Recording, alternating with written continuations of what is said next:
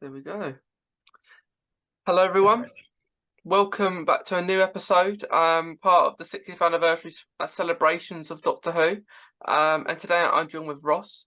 Me and Ross met at the start of September, actually. And as this episode goes out, it may be towards the end of the year, November, December time.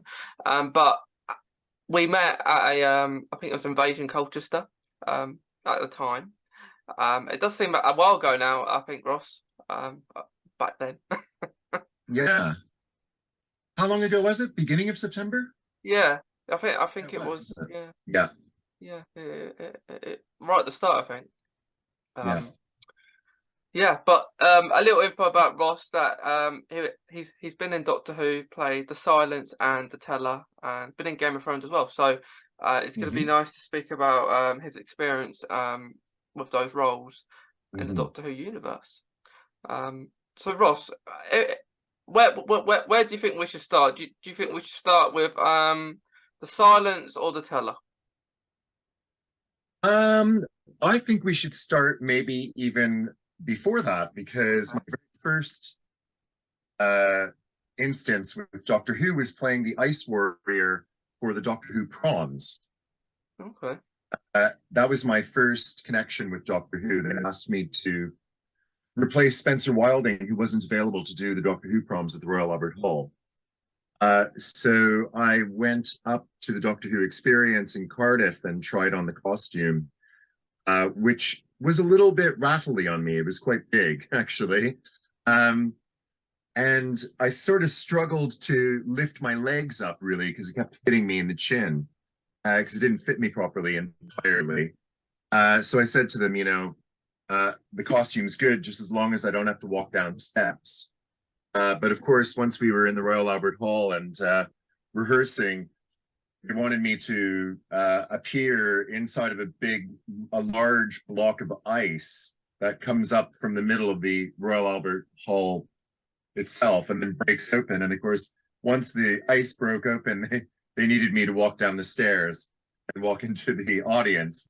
And I was like, struggling. After that, though, that success, they then asked me if I would come in and play the Silence, which I was absolutely honored to do.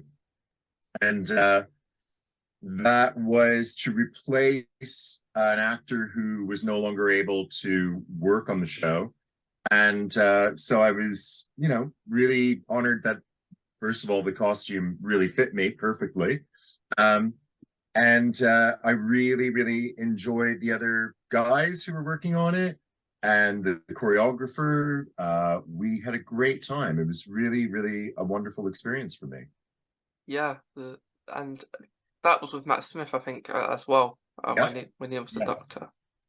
Yes, he was my first Doctor, Matt Smith. Yeah. Yeah, he was a very good Doctor, Matt Smith. Yeah. Yeah, I thought he was very good. Probably do we think he was the youngest of all the Doctors that they've ever had? Yeah. At the time, I think he was. Yeah. Yeah, he definitely had a Doctor energy about him, so it was a good choice, I think. Yeah, because the way he does the Doctor is like he's much older. It's like he's much older than his actual age. So, yeah. And he's quirky. He's got an eccentric kind of air about him when he plays the Doctor, I think. Yeah. So it was a good, really good choice. Yeah, it was a good choice because it was like with it was hard it was hard boots to fill, I guess, at from David Tennant, of course. So he did really well, I think, from all the pressure, I guess. Yeah, and I think maybe in the beginning people found it difficult, but by the end I think people really missed him when he was gone. Yeah. I it was quite sad. It's always sad when a Doctor has to leave at the end, isn't it? Too, yeah. Yeah. But with the Silence, what was it like having the whole costume on and everything? Well, The silence is a relatively straightforward and easy prosthetic monster to play. You've got a very simple suit and simple shoes until you've got the head and hands on. It's basically a suit. So it breathes easy, you're not overheating, you're not too cold. The head, once you've got the head on, it's very difficult to see and it's very difficult to breathe. You've got two little holes down by the chin part of the character, if that's what you can call it. That's where you see, that's where you breathe.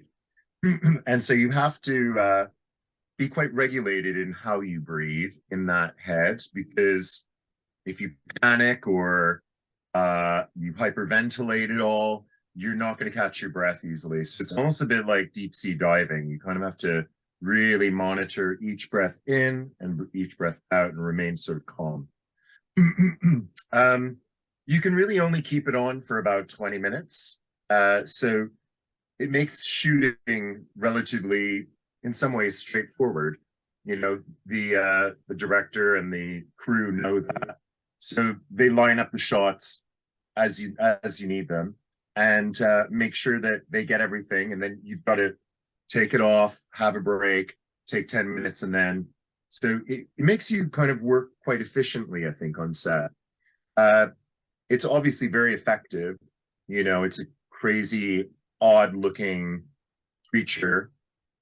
Almost has no eyes in some way, you know. You don't really see its face. Its features are almost, I don't know, like hidden a bit, you know. So it has a very kind of creepy, I mean, it's a beautifully designed by Millennium Effects creature. And the fact that there's more than one of us is you know, quite interesting too. Yeah. Yeah, because it is a very good monster in to have, because nothing like that is like that, because you forget it when you stare at it. Yeah, I think that's what's really terrifying, right? About the silence, and I would say the weeping angels, is they prey on two things that happen when you've let your guard down. So, you know, the silence is that creepy feeling that you get sometimes, but you don't know why. And it preys on that idea that maybe you did see something, but your mind has been wiped of that experience, and you're only left with the feeling. That is a very unusual and creepy thought when you think about it, because it takes us out of control. The other, you know, the other one, the weeping angels, is great because we have to blink, and when we blink, it only takes like a sheer flash of a second, barely a second.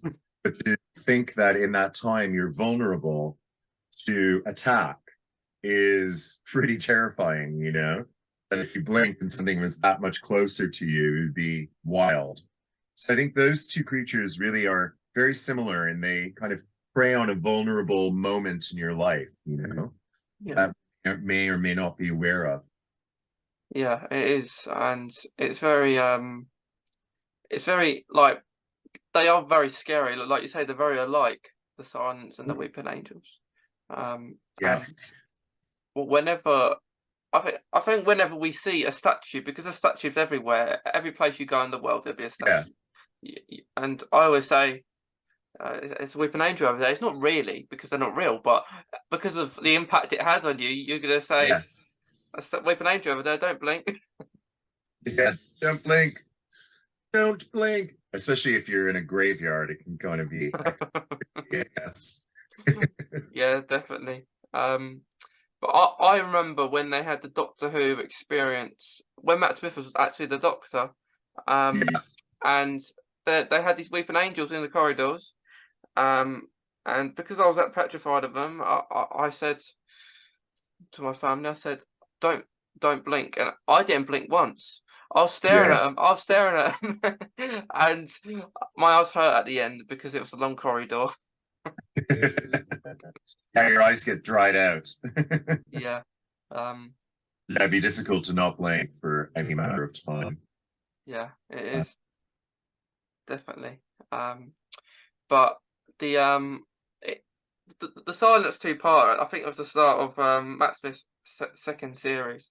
Yeah, It was a very good storyline. I think at the time it was very it was complicated because you had to it was the whole like previous series, wasn't it? It was always Silence will fall. yeah, So it was very good episodes, and I think if I'm right, I think some of it was set in America as well. yeah. Yes, indeed. Yeah. What did you think of the teller? Let's talk the teller.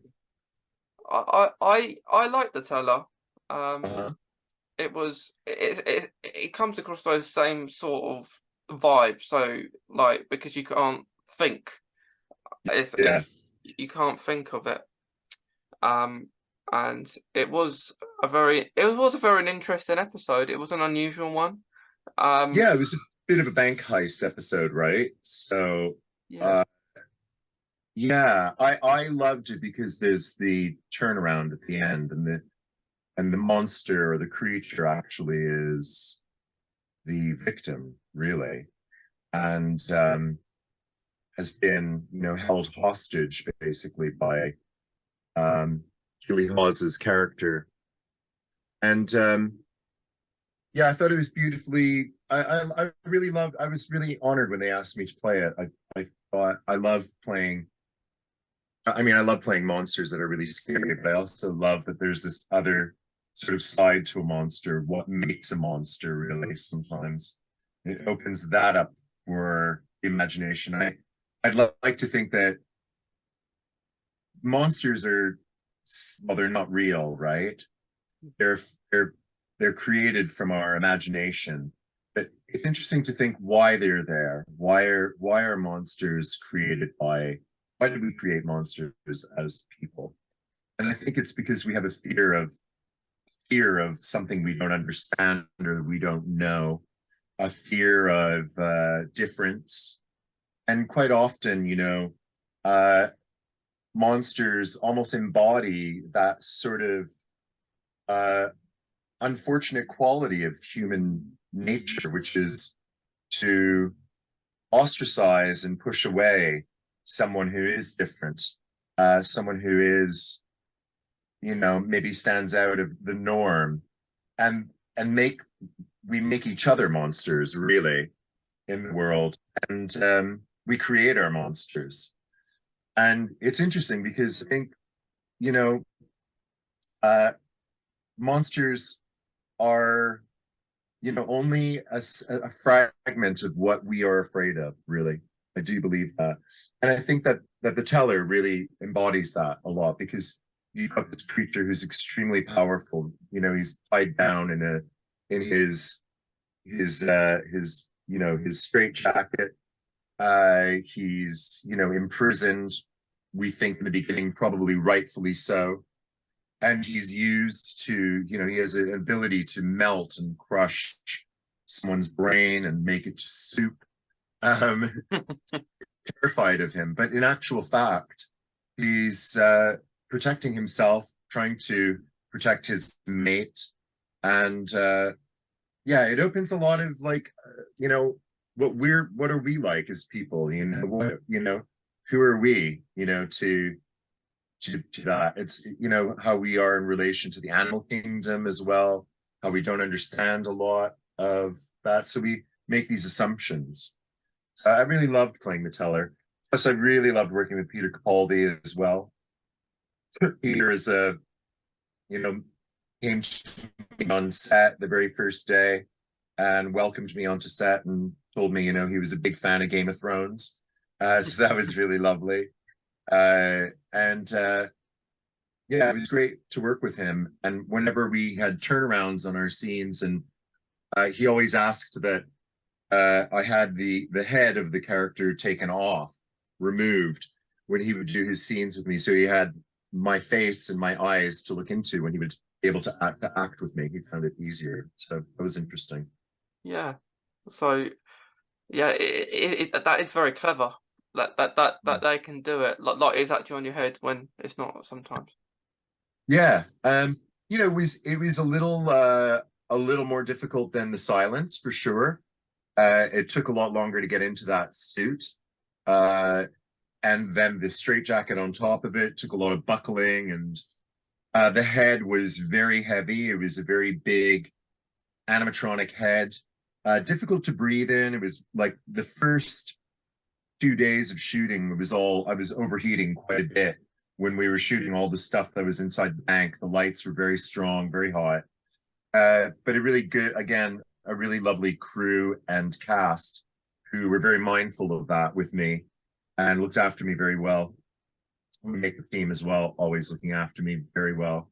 I used to have they have an air pump that they use to pump up air mattresses that blows really, really fast air. They would stick that into the mouth of the teller and then blow air around in my head so I could get like fresh air coming in all the time. But after the first 2 days of sort of struggling with the character and overheating really quite a bit, we moved sets to sort of warehouses where we shot the rest of the episode. Warehouses were freezing cold, really, really cold. So for everybody else, they were quite cold on set, but I was actually just perfect. It was actually perfect for me. I thought, oh, thank God this has worked out this way, because I had a long shoot on that. It was almost a month that I was there on and off shooting that episode in Cardiff. Yeah, all in Cardiff. Yeah, all in Cardiff. Yeah, always in Cardiff. Yeah. But yeah, it's great. It is great that you enjoyed like doing that and playing the teller. What a favourite scene of mine from that episode would is actually, I think, one of the warehouse ones. You know, when I think Clara, as played by Jeddah Coleman, was Uh-huh. running in front of the teller, and the teller caught her thinking, and Yeah. then another person who was part of the heist kind of sacrificed himself, thinking that he was Yes. gonna die, but he didn't. That's my favourite scene, and then you've got the 12th Doctor, Peter Capaldi, saying really worried for Clara. So that's my favourite scene of the episode, because All right. I just really like that one. And you know what's funny about shooting that was when I was working with Clara, she basically at one point I took my head off, and she said to me, "Oh, hey, the silence." And I was like, "Yeah, hi." She's like, "I didn't know the silence was in there." And I was like, "Yeah, I'm in here. I'm in the mall." She was like, "Oh, cool, good to see you. How you doing?" I was like, "I'm good. I'm good." I also went back for one more episode of Doctor Who. After that, it was on her very last episode. I played a wraith in Clara's last episode with Peter Capaldi. I don't often tell people that for some reason, because my time on the set was clipped a bit short because I had an accident, fell, really hit my head very hard, and had to leave the shoot halfway through. They'd managed to salvage some of the material that I did shoot and put it into the episode, but I felt like I didn't actually get to complete all my time on that episode, really, because I ended up in the hospital with concussion off of one of those two-wheeler, those two-wheel things that you stand on. Yeah. My robe got caught in it, and I fell back. But yeah, that was my last time on Doctor Who. But Yeah.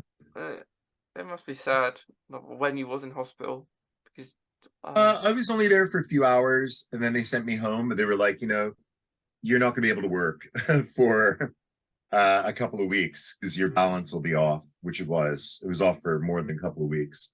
But thankfully, I recovered entirely. It wasn't anything, nothing too serious. Just a concussion. I'd never had one before, so it was a bit alarming, but I managed. I survived. Yeah. And I back You're still to here. play more monsters in time. Yeah. So that episode, before all that happened from going to hospital. So Yeah. was that the one that that Clara supposedly died in? Yeah, I Yeah. believe so. Face the Raven, that one. And I think so. yeah, Uh, I think I'll so. just Yeah. check on my IMDb. I'm pretty sure it is. Um,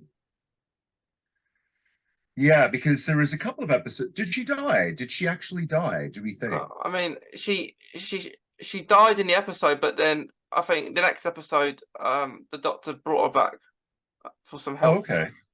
and then I don't think she ever died in the end. I think she just went off into her own TARDIS at the end. Yeah. Okay. So yeah, it says here I've done 3 episodes. So now it's not telling me which ones, of course. But yeah, it's typical IMDb. Yeah, Um, but yes. Yeah, I've got Wraith, the Teller, and Silence. I can't really tell what the episode is, but yeah, it is her last episode for sure. yeah, Uh, a good episode that too. Um, yeah, and then he did another season, didn't he? Without her. yeah, yeah. Good. He did. Yeah, Peter Capaldi did one more. Right. Are you excited about the new Doctor? I am. I am very excited about Yeah. the new Doctor. What about you? Yeah, I think so. I think it's always interesting when they go for something completely different from the last Doctor, and shaking it up a bit and see what happens. I think it's brilliant. Watching a television show evolve over literally decades is an absolute treat, right? I mean, Yeah, the show's been on since the 50s or the 60s, before I was born.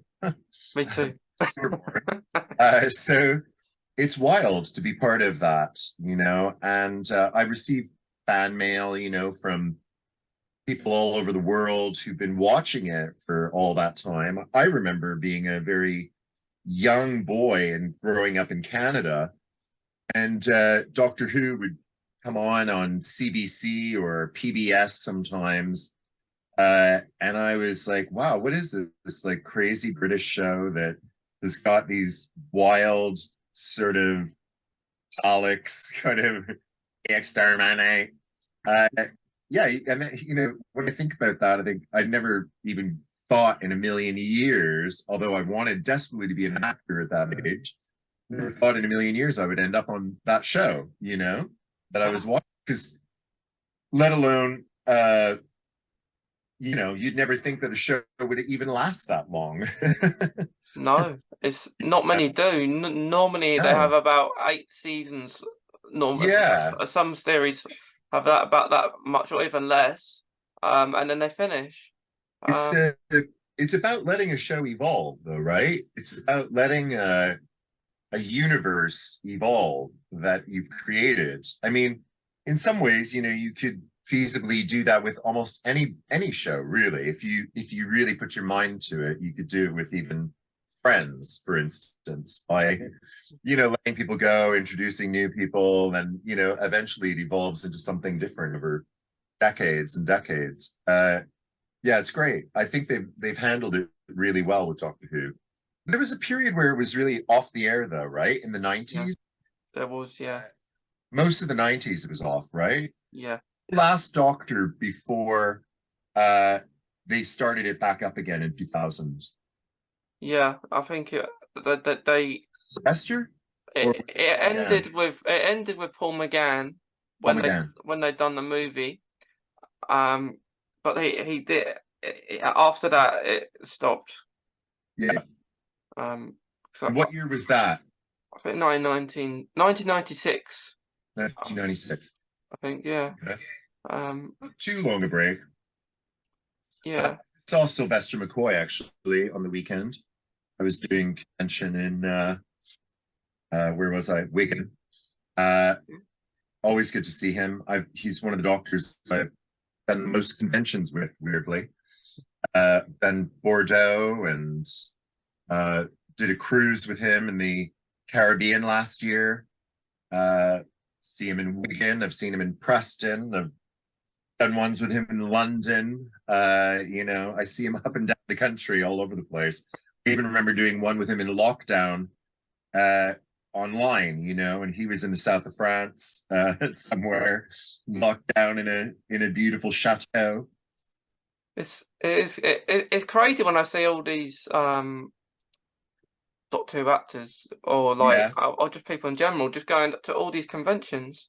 And it's crazy how many you guys go to. yeah, it is. It is crazy. I did a convention in Wigan this weekend, and I also met somebody for the first time I'd never met before. Was Nicola Bryant, who is the companion for Colin Baker, Yeah. his doctor.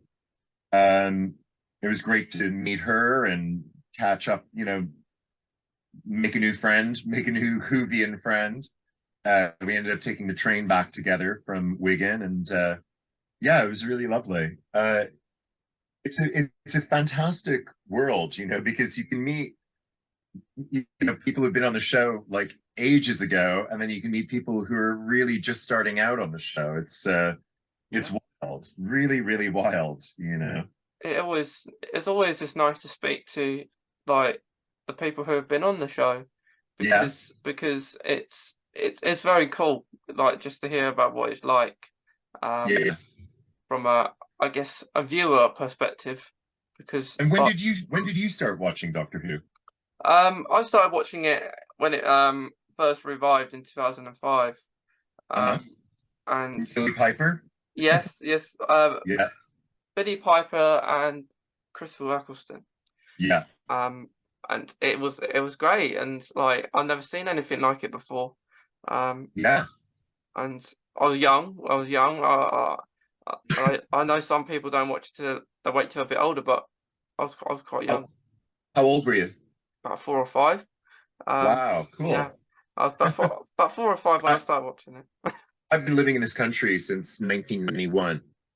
And Billy Piper was a pop star, you know, from the 90s, I think.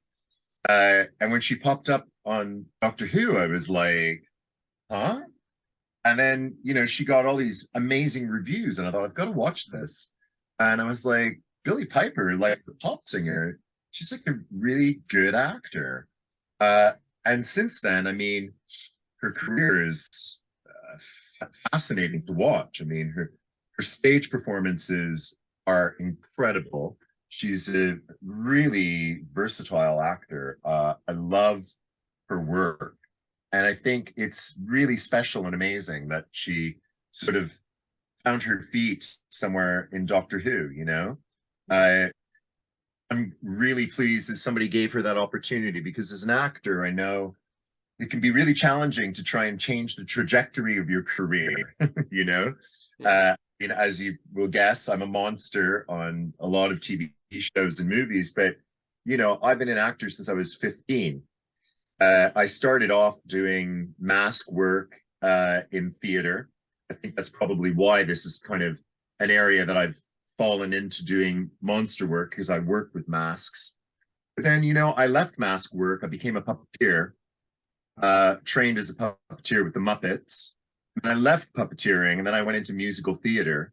And I toured all over Europe, the Middle East, and Asia with musical shows.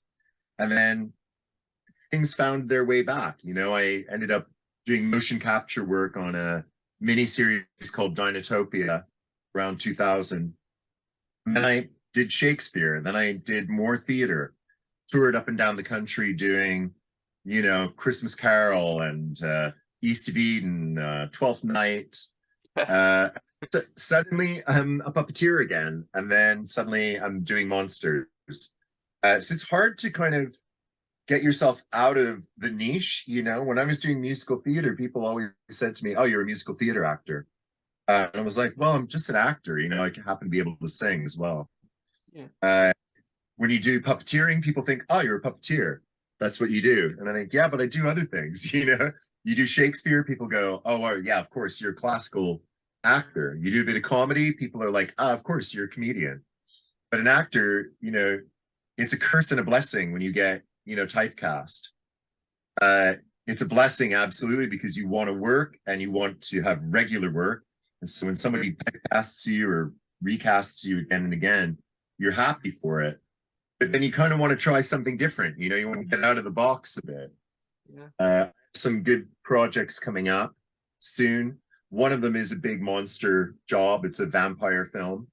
Mm. And I have one where I'll be playing a father whose daughter has been kidnapped while she's away on her honeymoon, having nothing to do with sci-fi and nothing to do with monsters.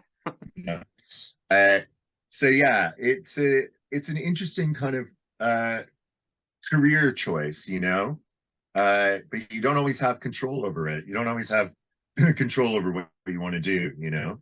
And I think with Doctor Who, it always gives it. I always think it gives an actor a really good opportunity, like Peter Capaldi, to play completely out of his box. You know, before that, he was, you know, really well known for being the guy who was swearing his head off on TV. Yeah. And there is very family oriented show. And I think, you know, the producers, the BBC, they really give it. Doctor Who is a great place for an actor to launch a different trajectory to his career, you know, to surprise the audience a bit. Yeah, I think when he was cast, everyone thought he's going to be swearing all the time now because Doctor. Can you imagine? Yeah, yeah. No, That, they would have lost their audience, I think. we had to have like the sound where if someone swears all the time. Yeah, just bleeping it out. Yeah, bleeping it out. Would you like a monster that you haven't played or on Doctor Who? Is there any that you would like if it was up to you to choose a monster in Doctor Who that you haven't done before? What ones do you think you would like to do? Well, I would love to play Weeping Angel. I'd love that. That would be really cool. What are the other characters I would love to play? You know, like playing monsters, what's cool about it is hopefully, you know, you get your own monster and you get your own creation. That's what I love about monsters I've played. You know, both in Doctor Who and Game of Thrones, they're mine. You know, like nobody played the White Walker before I did. No, just you. Nobody played the Teller before me. So they're my monsters. I've always wanted to play a vampire. I love the vampire episodes of Doctor Who. I find Yeah. super cool and scary and wild. I would love to play a vampire on Doctor Who.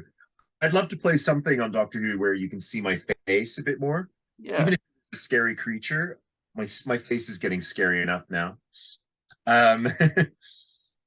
Yeah. I also loved that character that I think was in Jodie's very first episode. I don't know what the monster was, but I found it so creepy. It had like teeth all over his face. What was that character? Tim Shaw, I think his name. I think the character was called. Yeah. I loved that character. Yeah. Really creeped me out. Earlier this year, I went to a convention and I actually met the actor who played him. Yeah, nice guy. Yeah, he was a nice guy. He was it's always interesting because really no one knows what you look like. No one would know it was him. Yeah. Because it looks very different. So yeah, he's a lovely guy. Yeah, that's the job, right? Nobody knows who you are. You're buried under all that makeup. But that's also a curse and a blessing too, you know? Like I can still go about my business, right? Like I've got to go meet somebody and a little later go through the mall. I get to go to the coffee shop. Nobody's gonna stop me and go, hey, I need to talk to you. Which is fun sometimes, you know, I get it occasionally, but I can imagine it can be hard if it's all the time, you know, like if it's happening to you all the time. Yeah, definitely. Because I respect it, like the actors. Like I respect all the actors, but you know the ones like you're saying that have a bit more pressure on them. Like if you're the Doctor, everyone's gonna know who you are.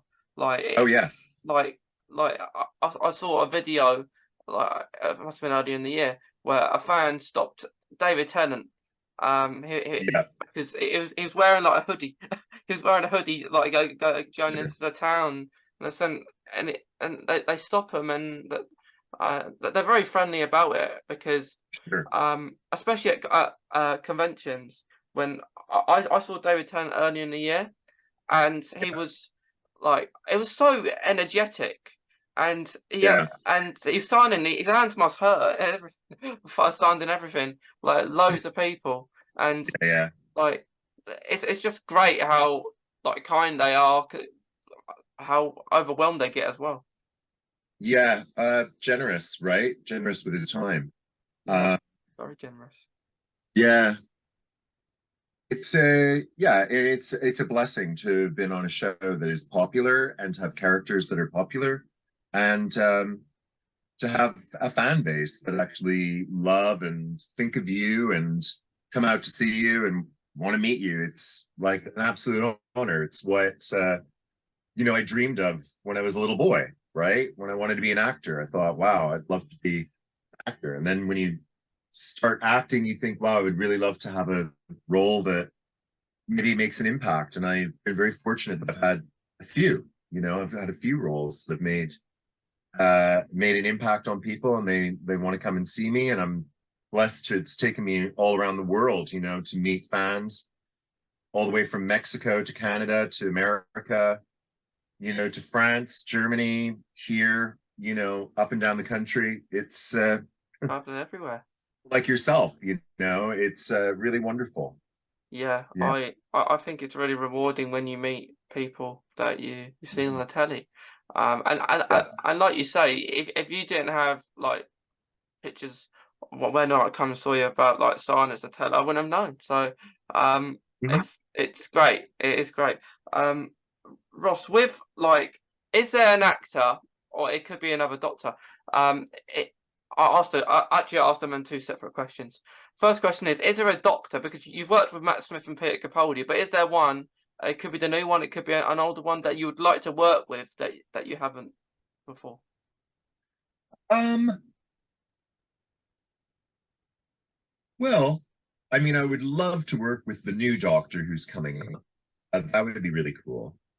Uh, Putting that out there, I would love to. Um, but if it was an older doctor from the past, I would have to say it would be Sylvester McCoy. I love him as a person. I think he's very funny. As I understand, and I've never worked with him on set, but what I understand is he's an absolute blast to work with on set. I can imagine he'd be a lot of fun. So I would love to work with Sylvester. Yeah, he's very lovely. Bring on the new one. I want to work with the new one. Yeah. New doctor. Yeah. Yeah, like even if it's not the silence, which Yeah. I would like it to be because I've like that. It's been ages since they've properly been in Doctor Who. Yeah. Yeah. I'd love them to come back. Yeah, I'd love that. Is there, I guess, an actor that maybe not a doctor, but an actor that you're very fond of, um, in acting world that Yeah. that you've always liked their work, but you've never had the opportunity to work with them? Is there like maybe not? It might be a Doctor Who actor. It might be someone totally different. Is there anyone Hmm. else like Absolutely. There's a whole pile of them. that? I've been very blessed that I've worked with some fantastic actors in my life, like Liam Neeson. I've worked with Sigourney Weaver. I've worked with some incredible people, Sam Worthington, uh, Michelle Pfeiffer, Michael Douglas, like Bill Murray. I've worked with some incredible people. I had my choice to work with another actor. Um, Top of the range would be Meryl Streep. I would love to work with her, of course. I love everything she does. Uh, I would also love to maybe work with Tom Hanks. I think I've heard nothing but fantastic things working with him. Um, but I love when I'm meeting, I love it when I meet my heroes or the people that, I've been watching since I was maybe even a kid. Like Sigourney Weaver. I remember watching Alien when I was like 12 or something like that. Couldn't believe I was meeting her and working with her. And yeah, it's great to meet them, and they are just amazing people and really lovely and warm and down to earth and want to talk to you and want to ask you about yourself too in your own career. That they're generous with their time and generous with their information about themselves, and uh, So with Game of Thrones, you obviously worked with a lot of really good people like Amelia Yeah, Clark. I know we haven't spoken about that, not an episode about yeah, Game of Thrones. I just thought I'd ask you a Game of Thrones sure, question. sure. Was it like working with people like Amelia Clark and like other people on the Game of Thrones set? Well, Game of Thrones is tricky, right? So for me, I worked on seasons 2, 3, and 4. So I only got to work with Sam and Jilly, really, and Okay. Richard Brake, who's playing the Night King. Uh, and everybody else that I've met on that show, I've met through conventions. Really, I've met, like Christian Nairn and all the other big characters. I've only met them. What a fabulous conversation with Ross today. I hope you've all enjoyed it. Unfortunately, at the end we got a little bit cut off, so Ross can't say his end intro for the episode. But it's been a really good episode talking about 60th anniversary. Well, kind of not as much 60th anniversary, more towards Ross's character in Doctor Who. Originally, I think he said a Minotaur. I think that's what he said at the beginning of the episode. But we also spoke about like Ross has the silence, as you would have heard, and also the teller, which was so good. But yeah, we hope you've enjoyed it. Also talking about the new season of Doctor Who airing next year. But yeah, it's a really another really good episode for the 60th anniversary celebrations of Doctor Who. 60 years, I know, I can't believe it. But yeah, talking about the hobbies that we love. Ross talking about actor and a little bit of Game of Thrones at the end, before it cut off. So he did start talking about Game of Thrones, but couldn't finish talking about it, which would have been the last question anyway. So yeah, thank you to anyone who's listening, watching in today's episode. We hope you've enjoyed it as much as me and Ross have. But yeah, we'll see you in the next episode, whenever that may be. But yeah, thanks to Ross, thanks to everyone listening, watching. Hope you all have a nice rest of your day, whatever time zone you're in right now. But yeah, thank you. So hope you have a nice rest of your day, everyone. Have a good day.